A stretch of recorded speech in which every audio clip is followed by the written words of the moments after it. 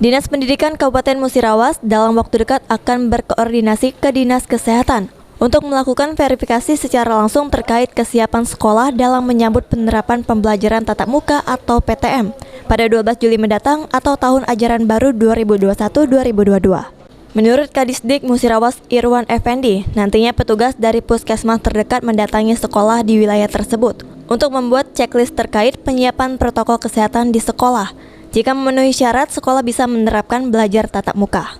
Tidak hanya itu, hal lain yang harus sekolah siapkan adalah mendapatkan izin atau persetujuan dari orang tua untuk pelaksanaan belajar tatap muka.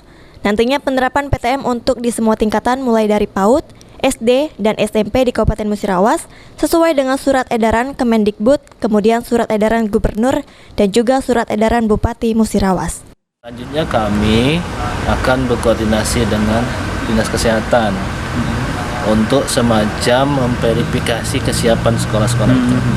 Jadi nanti tentu ujung tombaknya itu puskes, ya puskes. Jadi puskes nanti kami minta untuk mendatangi sekolah-sekolah di wilayahnya untuk membuat semacam checklist.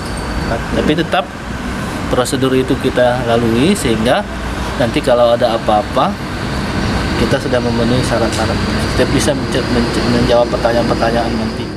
Di Musirawas ada sekitar 50 SD dan 11 SMP yang sudah menerapkan PTM dengan tetap mematuhi protokol kesehatan, di mana sekolah tersebut berada di daerah blank spot dan mobilitas penduduknya yang rendah.